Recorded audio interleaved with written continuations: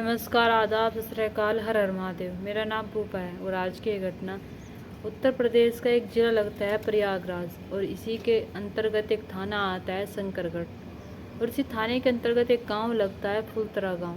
यहीं पर रहने वाला एक व्यक्ति जिसका नाम रवि सिंह है। रवि सिंह की शादी आज से 7 साल पहले संध्या नाम की एक लड़की से होती है। संध्या जो उससे बहुत प्यार करती है, रवि सिंह जो अपनी पत्नी से बहुत प्यार करता है, और इनका 6 साल का बेटा भी है। रवि सिंह अपने परिवार के साथ रहता है, अपने माँ बाप के साथ रहता है। परिवार में सभी लोग बड़े ही खुश होते हैं। रवि सिंह अपनी खेती बाड़ी संभाल रहा था। उसकी खेतों में जो लेबर लगी हुई होती है उन लोगों को खाना लेकर जाता था, और खाना लेकर जाने के बाद वो अपने घर आकर सो जाता था। समय जो होता है ऐसे गुजर रहा था। अपने खेतों में जाता है, खेतों में जाने के बाद वो सब कुछ देखता है, खेतों में काम कैसा चल रहा है, लेबर कैसा काम कर रही है, उसे उन्हें किस चीज़ की ज़रूरत है, उनका ये भी ध्यान रखता था। लेकिन 19 सितंबर सन 2025 को वो अपने खेतों में लेबर को खाना देने के लिए जाता है। वो हर दिन 8 बजे जाता था, यानी कि हर रात 8 बजे जाता था, और अपने घर 9 या 10 बजे लौट कर आ जाता था। लेकिन 19 सितंबर सन 2025 को वो घर लौट कर ही नहीं आता है। परिवार के लोग परेशान होते हैं। परिवार के लोग राह देख रहे थे, वे बैठे हुए थे अपने गेट के आगे। वे देख रहे थे कि उनका बेटा कब आएगा, लेकिन बेटा जब घर नहीं आता है 11 से 11:30 बज जाते हैं, 3.5 घंटे गुजर जाते हैं। जब बेटे का कोई अता पता नहीं होता है, तब कहीं जाकर माँ बाप, पत्नी और बच्चे ढूंढने स्टार्ट करते हैं रवि सिंह को। वे रवि सिंह को हर जगह ढूंढते हैं, खेतों में जाकर देखते हैं, लेबरों से पूछताछ करते हैं। तो लेबर बताती है कि वे खाना देकर हमें उसी वक्त निकल गए थे जिस वक्त वे हर रोज़ निकलते हैं यहाँ से। अब इधर जो और होते हैं, गांव वाले लोग होते हैं, उन्हें बताया जाता है कि रवि सिंह खाना देने गया था लेबरों को, लेकिन अभी तक नहीं आया है। तो गांव वाले कहीं ना कहीं उन्हें बहुत दुख होता है। वे रवि सिंह के जो माँ बाप होते हैं ढूंढ रहे थे, तो गांव वाले उनके साथ मिल जाते हैं, यानी कि हर जगह देख लेते हैं, हर जगह छप्पा छप्पा देख लेते हैं, लेकिन रवि सिंह कहीं नहीं मिलता है। जब आधी रात से भी ज़्यादा गुजर जाती है, तो बहुत देर हो जाती है, तब कहीं जाकर परिवार के लोग अपने घर लौटते हैं, गांव वाले अपने घर जाकर सो जाते हैं। अब दिन आता है 20 सितंबर 2025 का। इधर परिवार वाले रिश्तेदारियों में, दोस्तों से सब जगह पूछ लिए होते हैं, सब जगह पूछ रहे थे, लेकिन घर में किसी को नहीं पता होता है, रिश्तेदारी में किसी को नहीं पता होता है कि आखिरकार रवि सिंह गया तो गया कहाँ पर है। इधर गाँव वाले फिर परिवार वालों के साथ मिल जाते हैं, और साथ में मिलकर वे ढूंढने लगते हैं। रवि सिंह को फिर से पूरा दिन गुजर जाता है। वे हर जगह ढूंढने की कोशिश करते हैं, लेकिन रवि सिंह का कोई अता पता नहीं होता है। 20 सितंबर की रात भी यूं ही गुजर जाते हैं। 20 सितंबर को भी परिवार वालों का जो हाल है बुरा हो जाता है रवि सिंह को ढूंढते ढूंढते। फिर कहीं जाकर 21 सितंबर आता है, और जब परिवार वाले हार मान लेते हैं, थक जाते हैं, इधर गाँव वाले भी थक जाते हैं, तब कहीं जाकर 21 सितंबर सन 2025 को परिवार के लोग पुलिस स्टेशन जाते हैं, और वहाँ पर जाकर अपनी रिपोर्ट लिखवाते हैं और कहते हैं कि साहब, हमारा बेटा 19 सितंबर सन 2025 को खेतों में लेबर को खाना देने के लिए गया था। वो रोज़ इस टाइम ही जाता था, लेकिन आज 19 सितंबर सन 2025 को घर नहीं लौटा है। साहब, मेरे बेटे को ढूंढ दीजिए, उसे गायब हुए हुए 2 दिन हो गई हैं, लेकिन ना ही तो उसका फ़ोन मिल रहा है और ना ही हमारे बच्चा हमारे गाँव में है। हमने हर जगह ढूंढने की कोशिश कर ली। पुलिस वाले जब उनकी सारी बात सुनते हैं तो उनके एफआईआर लिखते हैं, उन्हें आश्वासन देते हैं कि हम उसे ज़रूर ढूंढेंगे, और पुलिस वाले अपनी जांच में लग जाते हैं। पुलिस वाले भी उन्हें ढूंढने लग जाते हैं रवि सिंह को, और रवि सिंह के बारे में पूछताछ करने लगते हैं। रवि सिंह के बारे में पूछताछ करते हैं कि क्या किसी से उसकी दुश्मनी हो सकती है, लेकिन जो गांव के लोग होते हैं वे कहते हैं कि नहीं, रवि सिंह से किसी की दुश्मनी हो ही नहीं सकती है। वो अपनी लेबरों को बड़े ही अच्छे से रखता है और अच्छे से ट्रीट करता है। वो एक अच्छा इंसान था, हमें नहीं लगता कि उसकी किसी से दुश्मनी हो सकती है। अब रवि सिंह जो होता है वो मिलता नहीं है। जब नहीं मिलता, 22 सितंबर सन 2025 को एक गांव का ही व्यक्ति अपने खेतों में जाता है। धान के खेतों में जब जाता है तो उसी खेत में बीचों बीच एक कुआं होता है, और उस कुएं में जब वो झांकता है तो वहाँ पर रवि सिंह पड़ा होता है, यानी कि डेड बॉडी पड़ी हुई होती है, जो दिख रही थी, साफ साफ दिख रही थी। जब ये सारी चीज़ें वो खेतों का मालिक देखता है तो उसकी चीख निकल उठती है, और गाँव में जाकर बताता है। परिवार के लोगों को जब ये बात पता चलती है तो वे भागे भागे आते हैं, और आने के बाद जब अपने बेटे को कुएं में पड़ा हुआ देखते हैं तो वाकई में उनकी चीख निकल जाती है। वे भी हैरान हो जाते हैं, रोने लगते हैं, चीखने लगते हैं, चिल्लाने लगते हैं। इधर रवि सिंह की पत्नी संध्या का रो रो कर बुरा हाल, बेटे का रो रो कर बुरा हाल हो जाता है। पुलिस वालों को इन्फॉर्म किया जाता है। पुलिस वाले मौके पर पहुंचते हैं। मौके पर पहुंचने के बाद उसे डेड बॉडी को बाहर निकाला जाता है। साफ साफ पता चल रहा था कि रवि सिंह उसमें खुद नहीं कूदा है, रवि सिंह को किसी ने मार कर डाला है, क्योंकि उसके पैर में एक पत्थर बंधा हुआ होता है, उसके पैर में एक साड़ी का पल्लू बंधा हुआ होता है। लेकिन उसके साथ ये सब कुछ करने वाला कौन है कौन नहीं है ये पुलिस वालों को नहीं पता था। अब इधर पुलिस वाले जो होते हैं उसे पीएम के लिए भेज देते हैं। इधर डॉग स्क्वाड फोरेंसिक टीम यानी कि सब चीज़ आती है, उसको एक ही जो इतनी भी जगह होती है घेरने वाली उसे सील कर दिया जाता है। अब इधर पुलिस वाले फिर से एक बार रवि के माँ बाप से पूछते हैं कि तुम ध्यान करिए कि तुम्हारे बेटे की किसी से दुश्मनी तो नहीं है या फिर किसी पर शक। परिवार के लोग मना कर देते हैं और कहते हैं कि नहीं साहब, हमें नहीं पता हमारे बेटे के साथ ये सब कुछ किसने किया है। अब पुलिस वालों के लिए सबसे बड़ा सवाल बन चुका था कि रवि सिंह को किसने मारा है। ना ही तो वहाँ पर सीसीटीवी फोटोज़ होती है, ना ही कैमरेज होते हैं, कुछ नहीं होता है। अब उन्हें जानना था कि आखिरकार उसके साथ ऐसा कौन कर सकता है। सब कुछ सही चल रहा था, लेकिन पुलिस वालों को कहीं ना कहीं गांव में से एक खबर मिलती है कि जिसकी पत्नी है इसके अवैध संबंध चल रही हैं। जब ये गांव में से कोई व्यक्ति एक सूद दे देता है पुलिस वालों को, तब कहीं जाकर पुलिस वाले जो संध्या होती है उसकी कॉल डिटेल निकालते हैं। जब उसकी कॉल डिटेल निकालते हैं तो वाकई में उसमें एक नंबर पाया जाता है, जिस नंबर पर कई घंटों घंटों तक बात होती है, जिस नंबर पर लंबी लंबी बात होती है। अब संध्या को जब पुलिस वाले देखते हैं, पुलिस वाले उनके घर जाते हैं तो संध्या का रो रो कर बुरा हाल होता है। संध्या पूछ रही थी कि उसके पति को किसने मारा है। संध्या कह रही थी कि रवि सिंह को जिसने भी मारा है उसे अरेस्ट करिए, उसको अरेस्ट करके उसे जेल के अंदर डालिए।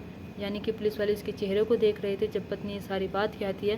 वे देख रहे थे कि आखिरकार एक आदमी कैसे इतनी शिद्दत से झूठ बोल सकता है।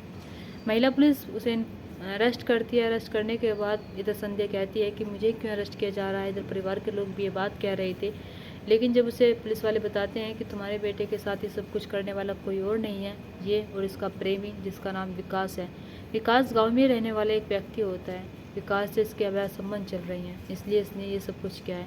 लेकिन हमें जानना ये है कि आखिरकार इसने रवि को मारा क्यों है।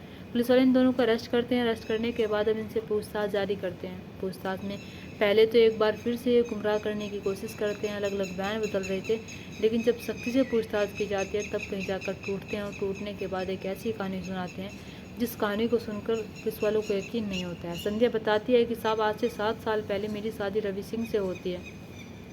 जब 7 साल पहले मेरी शादी रवि सिंह से हुई थी तो कहीं ना कहीं मुझे अच्छा लग रहा था। मैं 1 साल में प्रेग्नेंट हो जाती है, मुझे एक बेटा हो जाता है। कुछ सही चल रहा था, लेकिन कुछ साल गुजरते हैं और कुछ साल में ही रवि का जो प्यार है मेरे प्रति वो कम हो जाता है और हम दोनों में उस तरीके से संबंध नहीं रहते हैं जिस तरीके से पहले होते थे। अब हम दोनों एक दूसरे के साथ अगर रह रहे थे तो सिर्फ एक रिश्ता निभा रहे थे और कुछ नहीं कर रहे थे। अब मेरा पति जो होता है मेरे ज़्यादा पास भी नहीं आता था, मुझसे ज़्यादा प्यार नहीं करता था, तो इसलिए मैं कहीं ना कहीं सोचती हूँ कि मेरा पति शायद मुझे चाहता नहीं है। हमारे गांव का रहने वाला ये व्यक्ति जिसका नाम विकास है, विकास हमारे घर के आगे से गुजरता था। विकास कभी कभी हमारे घर पर भी आता था। विकास से कभी कभी मेरी मुलाकात हो जाती थी, लेकिन जैसे मेरी मुलाकात होती है तो हम दोनों का नंबर एक्सचेंज होता है। हम दोनों एक दूसरे से बात करने लगते हैं। विकास मेरे बारे में पूछने लगता है। विकास कहने लगता है कि क्या रवि तुम्हें खुश रखता है। विकास मुझसे बहुत सारी बातें पूछने लगता है। कहीं ना कहीं मैं भी उसकी बातों का जवाब देने लगती हूँ। हम दोनों के बीच पहले दोस्ती होती है और दोस्ती से हम दोनों को प्यार हो जाता है। अब जब हम दोनों को एक दूसरे से प्यार होता है तो हम दोनों एक दूसरे के साथ रहना चाहते थे, हम एक दूसरे के साथ अपनी ज़िंदगी गुजारना चाहते थे।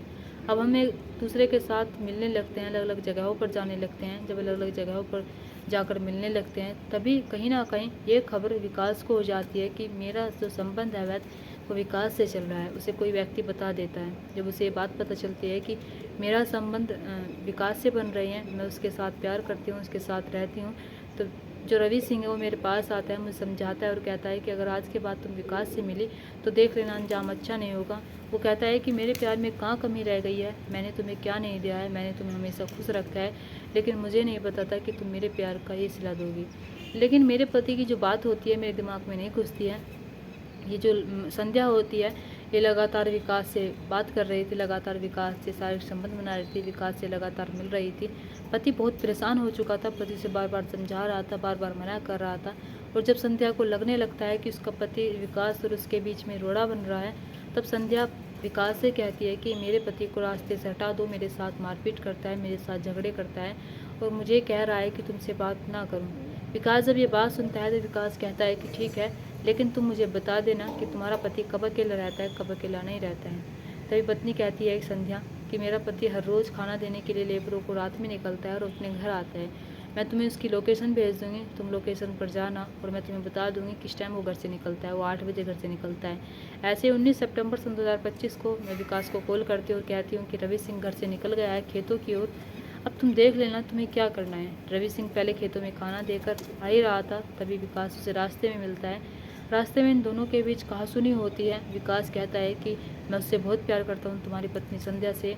लेकिन रवि सिंह कहता है कि तुम ऐसा कैसे कर सकते हो, मेरी पत्नी है, हमारा एक 6 साल का बेटा है, तुम्हें शर्म आनी चाहिए। और तुम्हें शर्म आनी चाहिए कितनी महिला से संबंध बनाते हुए जो पहले से किसी और की अमानत हो।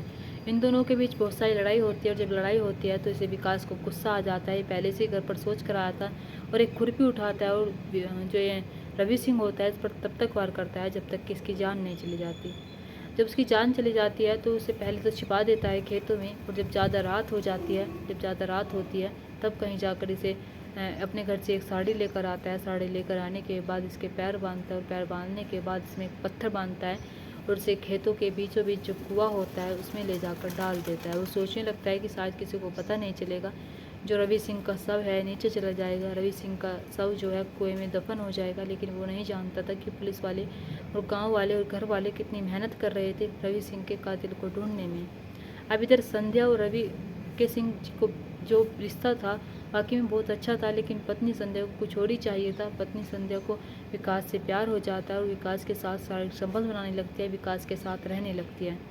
इधर रवि सिंह उसे समझाने की कोशिश भी करता है। फिलहाल जो रवि सिंह की पत्नी है संध्या और इसका प्रेमी विकास, इन्हें हिरासत में ले लिया गया है और उन्हें न्यायालय भेजा गया है, यानी कि कोर्ट इन्हें जो सज़ा देगा वो जो इनके हिस्से में आएगी वो काटेंगे। लेकिन मेरा इतना ही कहना है, जो भी पत्नी अपने पति के साथ ये सब कुछ करती है तो वाकई में उसे फांसी होनी चाहिए, वो जेल से कभी बाहर नहीं होनी चाहिए, उम्र कैद होनी चाहिए। लेकिन ना जाने ऐसे रिश्ते को पनपते हुए देखते हुए इन्हें थोड़ा सा भी गंदगी अपने दिमाग में नहीं आती। और ये जो लोग होते हैं ऐसे ऐसे अपने बच्चों के बारे में थोड़ा भी नहीं सोचते हैं, अपने बच्चों के बारे में नहीं सोचते हैं कि उनके जाने के बाद उनके बच्चों का क्या होगा। हम आए दिन ऐसे केस देखते रहते हैं, और आए दिन मेरा जो केस मतलब कि एक वीडियो ही होगी ऐसी, लेकिन आए दिन 10 वीडियो ऐसी निकल कर आती हैं जो सेम होती हैं, जो सेम दोहराई जाती हैं, जो सेम पत्नी अपने पतियों के साथ कर रही है और पति अपनी पत्नियों के साथ कर रहे हैं। लेकिन ये लोग बच्चे भूल जाते हैं कि इनके बच्चों का क्या होगा। दोस्तों, आप क्या कहना चाहेंगे इस घटना पर? आप क्या राय देना चाहेंगे इस घटना के बारे में? आप अपनी राय कमेंट बॉक्स में कमेंट करके ज़रूर बताना और अपनी राय ज़रूर रख कर जाना। मेरा इतना ही कहना है कि पत्नियों को अपने पति के साथ ऐसा नहीं करना चाहिए। अगर किसी को किसी के साथ नहीं रहना है तो किसी की जान लेने का अधिकार भी नहीं है। वो उससे खुशी खुशी अलग हो सकता है और अलग अलग अपने जीवन को व्यतीत कर सकता है। लेकिन लोग आजकल यहाँ पर कुछ और ही कर रहे हैं। दोस्तों, इस कहानी और घटना को सुनाने का मकसद मेरा आपका दिल दुखाना नहीं था, आपको परेशान करना नहीं था, आपको घटना के बारे में बताना था, आपको सचेत करना था। आप अपने परिवार के साथ खुश रहिए। नमस्कार।